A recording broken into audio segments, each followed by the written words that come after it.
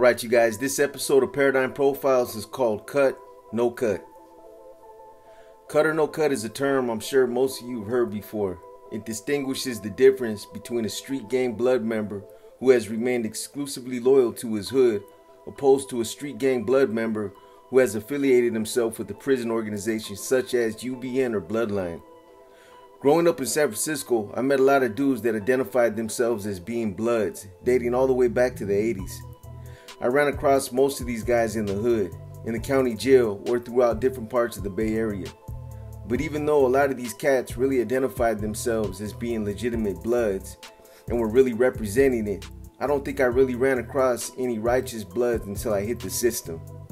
No disrespect to any of the Bloods that were born and raised in Northern California. I know things are a lot different now than they were back in the 80s. But I'm talking about what I seen almost 40 years ago. Since the 80s, things have obviously changed. But back in those days, I just think there were a lot of cats that called themselves Bloods just based on the fact that they wanted to be Bloods. It's just my opinion, but how can you be legitimate if you didn't grow up in a Blood neighborhood or if you weren't brought up in the streets with real Bloods? That goes for any so-called gang member, Norteño, Sureño, Blood, or Crip.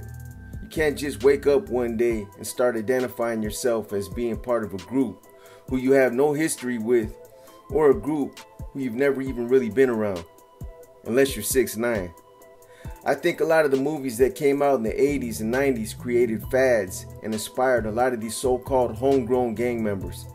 I respectfully said the same thing about a lot of the upstaters that were born and raised in Northern California.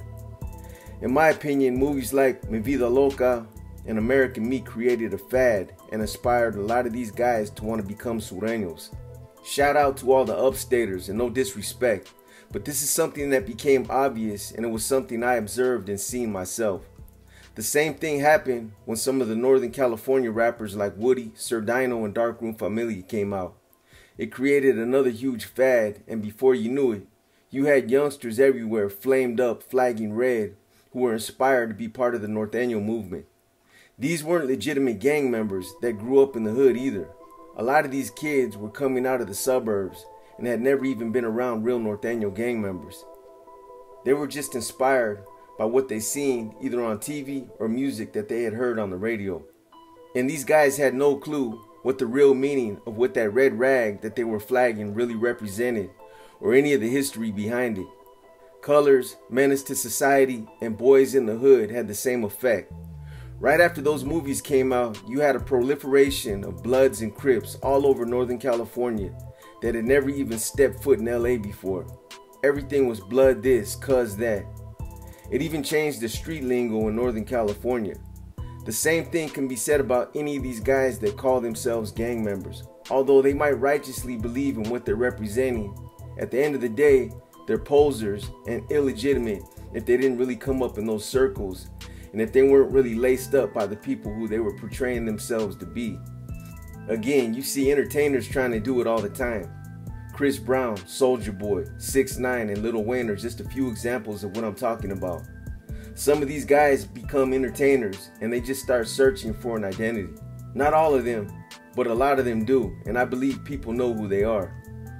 You can distinguish someone who has real street swag opposed to someone who's trying to play that role. They're not real gangsters who grew up in the streets and who are really out there in the trenches gangbanging. They see it, they become infatuated by it, and then they try to emulate it because they think it's cool. What they fail to understand is that for some of us, this is a real way of life, something some of us were born and raised into. It wasn't something we had a choice about either, whether it was poverty or whether it was just the way we were raised. That lifestyle is a real lifestyle and people die behind it. When I hit the system in the late 80s, I remember meeting some good solid Bloods on death row in the adjustment center at San Quentin. Bloods and Crips. Little Ace, Bo Peep, Big Time, Mario, rest in peace. Little Rob, and a handful of others. Then I also ran into a lot of other Bloods when I pulled up to Susanville in 1989. But the thing I remember about them back in those days is that they were a lot like the Norteños. They were the minority, and they were seriously outnumbered by their opposition, the Crips. Honestly, I'm sure a lot of you will agree or attest to this, But it wasn't until Suge Knight and Death Row Records came out in 1991, years later, that you've seen a huge influx of Blood gang members all over the country. The Bloods were already a well-established force, and their neighborhoods had already been deeply rooted in different parts of Southern California for years. But Suge Knight and Death Row Records brought them to the forefront, and it just seemed like a huge number of Bloods came out after Suge Knight and Death Row Records established itself in the music industry. There were Bloods everywhere, and their numbers increased exponentially. The Bloods began in the early 1970s in Los Angeles, California, for protection against a larger, more domineering gang, the Crips. The Crips had formed following the dismantling of the Black Panther Party and had quickly grown in numbers by absorbing local street gangs. Several local gangs refusing to join the Crips or submit to their takeover of their neighborhood formed an anti-Crip alliance. The local sets of anti-Crips included the Piru Street Boys, the LA Brims, the Denver Lanes, the Inglewood Family, the Swans, and the Pueblo Bishops. The members of these anti-Crip alliance groups began calling each other Blood, leading to the united sets becoming known as the Bloods. By the end of the 1970s, the Bloods had significantly increased their numbers and expanded their territory.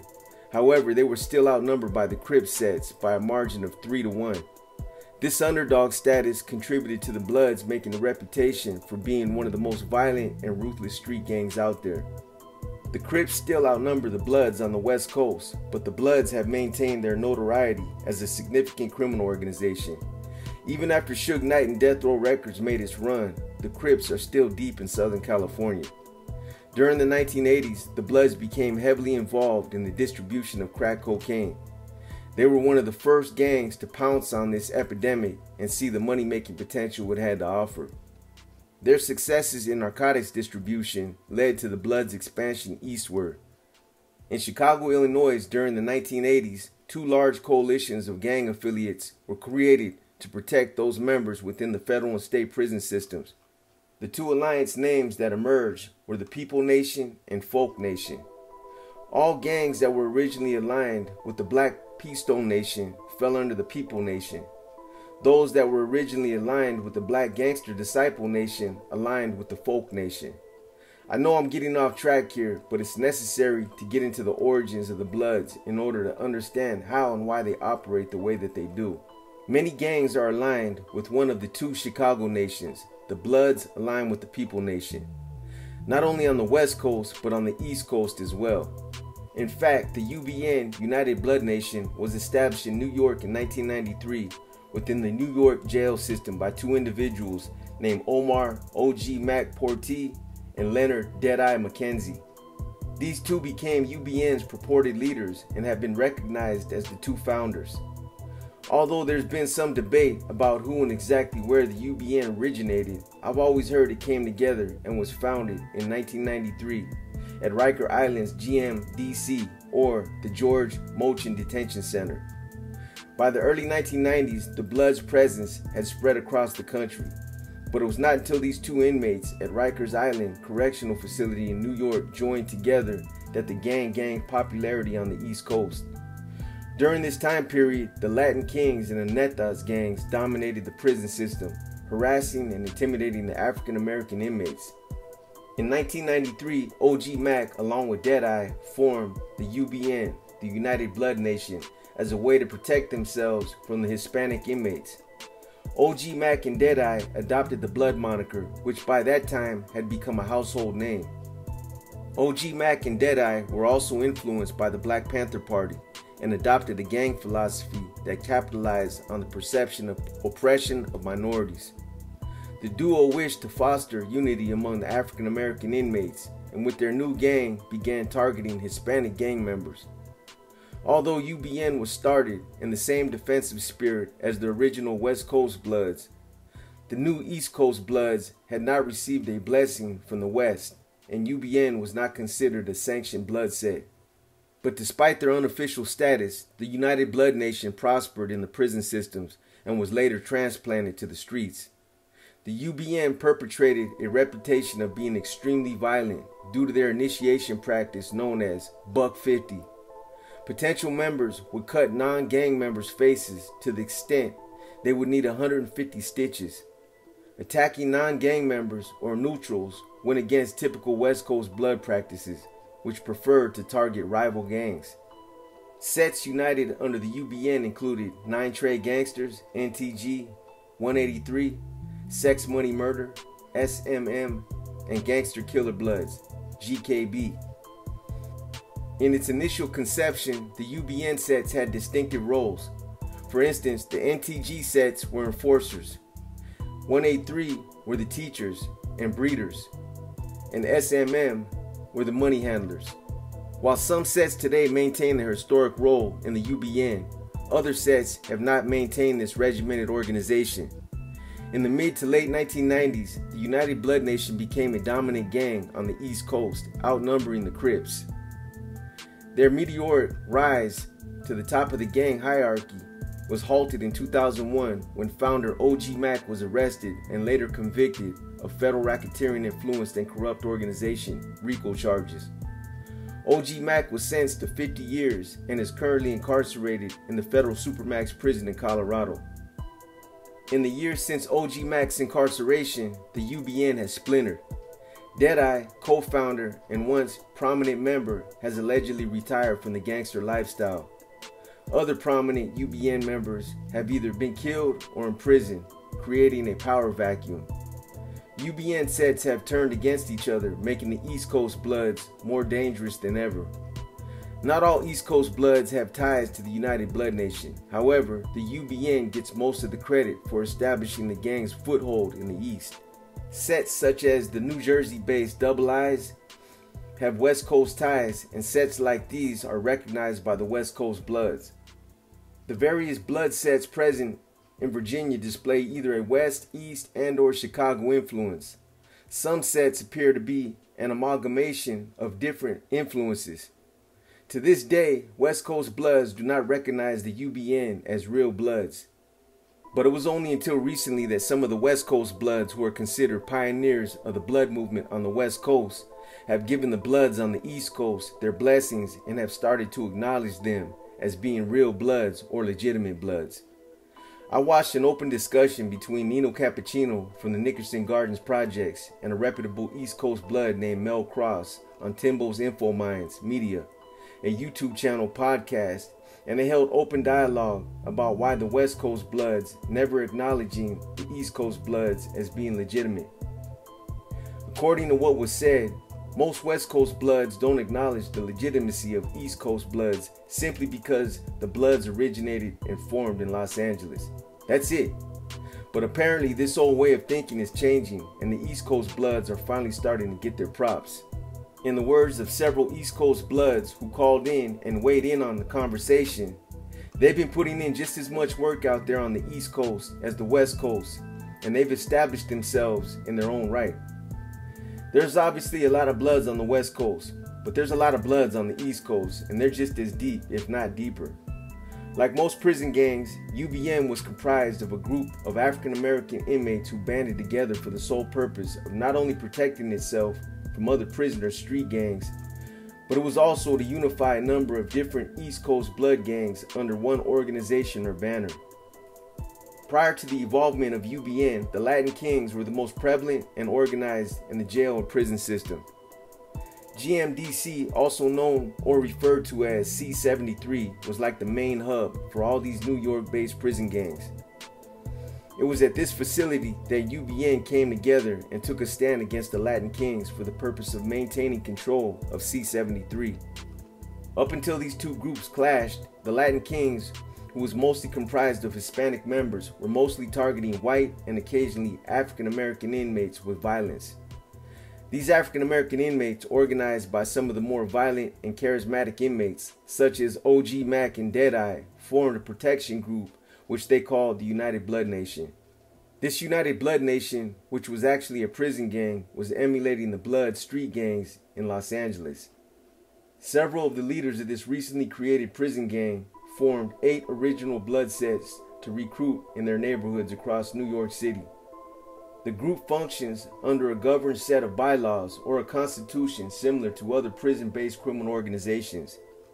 Although members of UBN still maintained a level of allegiance and loyalty to the street gangs they came from, they understood that these loyalties came second to UBN and that UBN was first above all else in their lives. This is where the discord and the main point of contention comes from when it comes to those Bloods who don't believe in getting reaffiliated with an additional prison-based blood gang. They feel like there's a level of disconnect with the loyalty that they have for their hood, and that these Bloods have now reinvested their loyalty in another gang that's now above their own. In essence, it's comparable to committing an act of disloyalty to their neighborhood, and it's almost like hood jumping. Hood jumping is when a member of a gang drops out of one gang and then jumps into another gang. That's not respected. What this all comes down to is tribal loyalty and remaining loyal to the gang who you belong to on the streets. And this isn't a universal concept that all gangs endorse or go by. This is exclusive within the Bloods, and this is specific to the Bloods belief system. But when you talk about tribal loyalty and some of these prison-based organizations, a lot of Bloods or street gang members in general tend to consider prison gangs as interlopers, someone who puts prison politics or money before the neighborhood. So this is where the term cut or no cut originated from, and this is the term utilized to distinguish a Blood who's remained exclusively loyal to the hood opposed to a Blood who has opted to affiliate himself with a prison-based criminal organization like UBN or Bloodline. A more common term that more people would understand is someone who's on paper opposed to someone who's not. Being on paper is prison verbiage utilized by gang intel officers to describe someone who's been identified as being a member of a gang, organization, or a disruptive group. It's a term utilized for classification purposes. By 1996, thousands of members of the Blood Street Gang were establishing themselves as a formidable force among gangs and a continued steady drive for recruitment. Established local or homegrown gangs are also prime recruiting grounds for the Bloods. According to some of the Bloods' recent recruiting practices, the Bloods are actively seeking to co-opt homegrown gangs into more formal relationships, thereby creating a local chapter of the national gang, like creating local UBN chapters in different cities.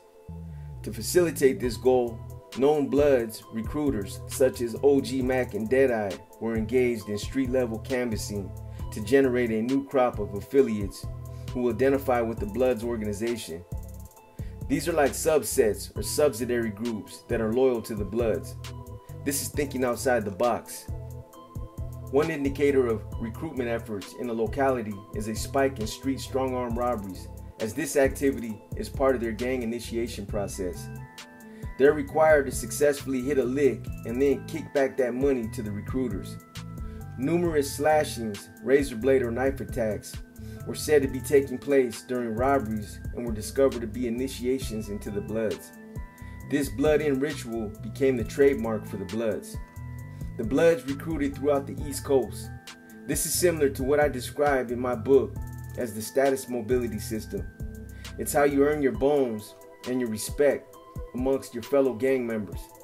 Whether it's on the streets or behind the walls, the more blood you spill, the more people you stab, shoot, or hurt dictates how much respect you attain. And this is also how you establish your street and prison cred. Members of the East Coast Bloods were known for burning 3 triangular-shaped circles on their upper right arm to show affiliation to it. Some members would tattoo a bulldog's face on their right hand or letters MOB to identify themselves from outsiders, similar to their West Coast counterparts who also identified with MOB. The Blood Street Gang has become one of the most violent and notorious criminal organizations, spreading its influence in the U.S. from coast to coast. A traditionally African American gang, Blood's membership today includes Caucasians, Samoans, Hispanics, and Asians. The Bloods have grown in popularity over the years, thanks in part to the proliferation of music, movies, and television shows glorifying the gangster lifestyle, as well as social networking sites and the vast amount of information on the gang available on the internet. As one Bloodline member, Big Moose from 6-1 Harvard Park Brim put it, once he seen the power and structure in the movement, it was like joining the Huey P. Newton movement. He joined Bloodline while incarcerated in Los Angeles County Jail several years ago. Bloodline and United Blood Nation, UBN, were prison gangs formed in California prisons during the late 1980s so that Blood members who were grossly outnumbered could consolidate their power and protect themselves from the larger Crip gangs and other prison groups. Big Moose said they weren't only intelligent and on top of their game, but they were structured. He said, contrary to what some people might say or think, it's not about leaving your neighborhood. You're always going to be from your neighborhood. But you do invest a significant amount of loyalty into the organization that does go above your hood. When asked about the conflict in loyalty or the separation in loyalty, he explained that above everything else, he's a 6'1" Brim Blood member till the day he dies. That don't and won't ever change. But he seemed to dodge the question when asked if his loyalty to Bloodline superseded his loyalty to 6'1" Brim. This is exactly what a lot of Bloods have an issue with. This issue about loyalty and where their real loyalty lies. This organization that they became affiliated with while they were in prison or their neighborhood. Big Moose says that Bloodline and UBN helped the Bloods. He says, these guys helped the Bloods in the penitentiary. We were outnumbered by the Crips, but Bloodline banded together, unified all the Bloods, and brought us together so we could take a united stand and protect ourselves. But these uneducated cats that keep preaching the gospel against Bloodline and UBN don't seem to understand this. It's referred to as a big misconception, but I've yet to hear a Blood affiliated with UBN or Bloodline define this misconception. Big Moose is probably one of the first Bloods I've heard that came close to drawing these lines. Another Blood, Big Stretch from Fruittown Brim, FTB, who is adamantly opposed to any Bloods who are cut, explains another side of it and describes one of the issues he has with Bloods from his neighborhood being affiliated with UBN or Bloodline. He says, you could be standing next to someone, one of your homies who you thought you were close with, and not even know he's affiliated. It's almost comparable to some spy shit, a double agent, or some straight espionage shit. He's still from the hood, and he's still the homie, but he's someone who I would no longer place all my trust in. I now know I gotta be careful about what I say in front of this guy too, because he'll turn on you in a heartbeat. And he's someone who I would look at as somewhat of an outsider. Someone who's cut would place his politics above the hood, and he'd be one of the first ones to stick a knife in your back and do you. Because he could. Because he can get close to you, and these are the kinds of things they prey on. He goes on to say, you see what time it is with these cats when they're held to answer to Bloodline or UBN. They can't question those politics, and when it comes to the hood and the homies from the hood, they're always going to turn their back and show unquestionable loyalty to that penitentiary shit. It's not the opposition you have to watch out for anymore. It's your own homies, the ones you think you can trust, and the ones who are the closest to you. But Moose explains it another way. He says it all comes down to the lack of understanding. Bloods speaking on cut and no cut are the ones who don't understand or know the politics. He says when he goes around some of his homies, or when he pulls up in the hood, he gets the eyeballs. He sees the way they look at him as if he's an outsider. A lot of the homies from my own neighborhood don't want to fuck with me, but it's because of their own ignorance and lack of being laced up by some real G's. When he sits on a bench, other cats are going to scoot away. When they see his car pull up at a park or something, some of his so-called homeboys are going to start getting up and walking away. It's obvious, but I don't take it to heart. I got love for my 6'1" Brim homies, and that'll never change. In other words, they don't want to fuck with him because of his ties and his affiliation with Bloodline. He says they're made to believe that they can't trust those of us who have affiliated ourselves with these organizations, and that it's a bad thing. They're made to believe that one of the Bloodline's goals is to dismantle the neighborhoods and to separate the Bloods. But that's an illusion. We ain't about that. They'll understand when they hit one of them level 4 yards and they have to face the opposition with all the doors locked, when they're locked in an environment that they can't walk away from. This is the whole reason why Bloodline and UBN unified and came together as an organization. But Big Stretch says when you're cut, you're flip-flopping. You're no longer about banging your hood. You can't go to the pen, sign documentation saying, I'm from here now, these are my rads, these are my ninjas, and this is where all my allegiance is now at, and think that this is acceptable in your hood. He goes on to say that Bloods who go to the pen and become affiliated with these organizations only do it because they're busters. They couldn't hold it down by themselves, and because they needed to be in a group of Bloods in order to call themselves a Blood. Then, when they obligate themselves to these organizations, they become super Bloods. He says that there's a lot of his homies from his hood who feel the same way that he does, and that they're proactively trying to stop their younger homies from making that mistake. He sums it up by saying, the TGs, the IGs, and the YGs are doing their thing, and they're repping the hood the way they're supposed to, because they're separated from the OGs. He says they don't allow that mentality of the penitentiary and the paperwork that comes into their circle to spread the poison to the younger homies. According to Big Stretch, when prison politics gets mixed in with the neighborhood gang politics, the combination can be disastrous and sometimes fatal. He describes how the Fruittown Brims are getting closer knitted. They're starting to combine with other hoods, and they're networking, and they're throwing functions like picnics and parties to promote blood unity. Big Stretch is originally from the nation of Belize. What a lot of people don't know is that there's a huge number of Belizean Bloods who are originally from the eastern coast of Central America off the Caribbean sea shorelines. A lot of the Belizean people come from poverty-stricken areas of Belize and have a way of speaking that's similar to the Jamaicans. In South LA, along the Vermont, Normandy, and western corridors from Washington to Slauson, exists a large Belizean population from Central America that live among the black and Hispanic population. They're often identified as black or Hispanic, but they have become part of the LA gang culture going back to the late 1970s. Most of the Crip, Blood, and Hispanic gangs in this part of South LA have Belizean members. Big Stretch immigrated to Los Angeles as a young kid and joined the Fruittown Bloods along with other Belizeans in the neighborhood.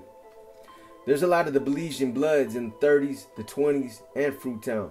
But coincidentally, there's also Belizeans from one of Fruittown's biggest rivals, and it was the Belizeans who formed and originated this rival gang, the Harlem Crips, or as they call them, the Barlums. From what I've been able to gather, it sounds like there's a separation in generations, and that the older Bloods are more prone or susceptible to becoming affiliated with UBN or Bloodline. This is something I can relate to because there's parallels with how some Norteños perceive the NR and the NF. Like I said, they view these movements or these organizations as interlopers, homeboys that put prison politics and money before the best interests of the hood. From an outsider's perspective, or from someone who's on the outside looking in, I'll just say this. From doing time and from being around UBN and Bloodline members, I personally think it makes the blood stronger. The same could be said about the Blue Notes and the CCOs, the Consolidated Crip organization that Honcho from Great Street started.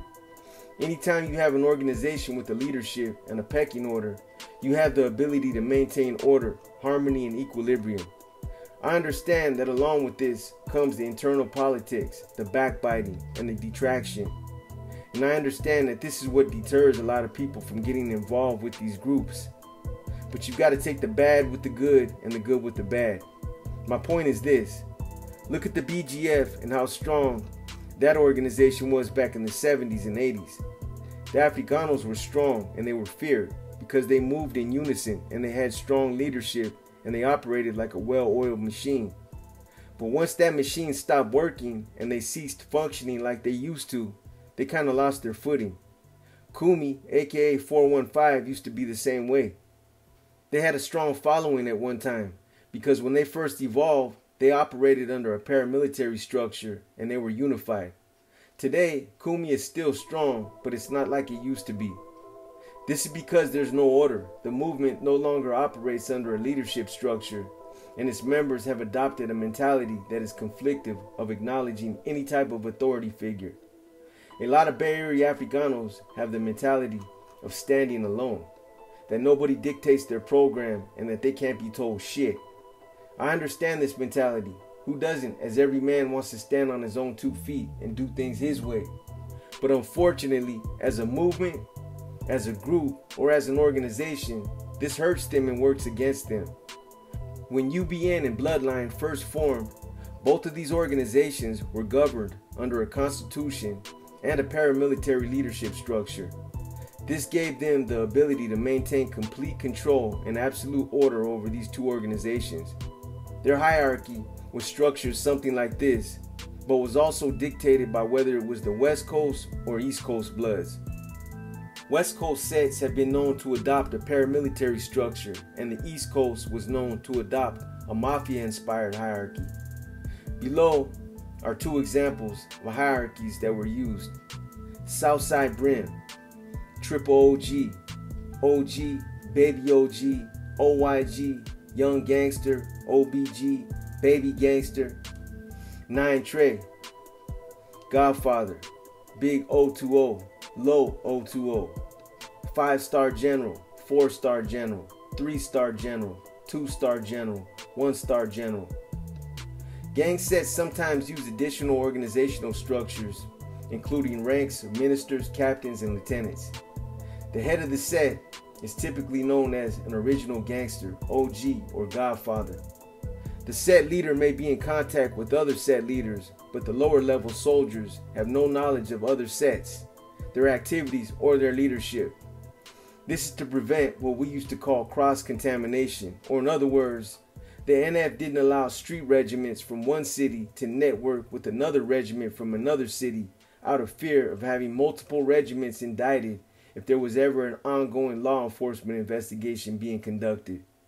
Blood sets that share set names with the larger West Coast and East Coast Bloods may not be directly connected to the larger gangs, but usually have knowledge of the gang's history and rules. Many blood gangs operate as independent sets, although members may know or be related to Bloods in other areas. Additionally, sets may be connected through channels or inmates in the prison system. Many small local gangs' ties to the larger blood sets may be tenuous at best. These smaller sets may mimic the culture of the Bloods in terms of color, clothing, and tattoos. However, their membership and scope of criminal activity is primarily local. As for the Bloods and this whole issue of who's cut and who's not cut, I think it's detrimental, and I think it creates a lot of division within a movement that's been successful at gaining a lot of ground and traction over these last 15 to 20 years. For a number of other California gangs that have developed branches of criminal organizations in prison, such as the Mexican Mafia, the Nuestra Familia, the Aryan Brotherhood, or the Black Guerrilla Family, these organizations are usually revered and praised by the subsidiary gangs and the subsets that they are a part of. They're normally perceived and looked at as leadership, the big homies, and as one of the purest reflections of their movements. These criminal organizations that are comprised of Bloods seem to be looked upon as traitors and turncoats who have invested their loyalty in a prison-based gang that doesn't seem to have their collective interest at heart. This is an unfortunate aspersion for the Bloods, for their allies, and for the future growth of their movement. The Bloods haven't even reached their full potential. They're just barely breaking ground and are just tapping in to what could be one of the biggest and strongest criminal organizations out there. But with all gangs or criminal organizations that begin to metastasize on a grander scale, they're becoming their own worst enemy, and the infighting has already begun to stunt their growth. Over the last 20 years, they've been able to quadruple their numbers, and they've only managed to become stronger. But only time will tell if they continue that upward spike, or if they'll go into a downward spiral like all the other gangs before them. I hope you guys have enjoyed this episode of Paradigm Profiles. I know it's been a while since I posted any content on the channel, but as you guys know, these last couple of weeks have been kind of hectic. I'm already working on another profile and a Q&A right now, so just give it a couple of weeks for everything to catch up and gain some traction. The Broken Ties podcast that I've been doing with Jerry will still be done weekly, and by the time this is released, the Inner Demons video should already have started back up as well. If you guys have any questions, put them in any of the comments in the community section and we'll find them. In closing, we just want to thank each and every one of you for continuing to be positive, for sticking with us while the channel was idle, and of course, for all the support. You guys showed a tremendous amount of support while I was dealing with all the health issues I was going through, and for that, I'm very grateful. The channel has only continued to grow, even during adversity, and this is because we have some of the best, if not the best viewers on YouTube. Again, we appreciate all the love, and we owe it to you, the viewers, because without you all, we would cease to exist.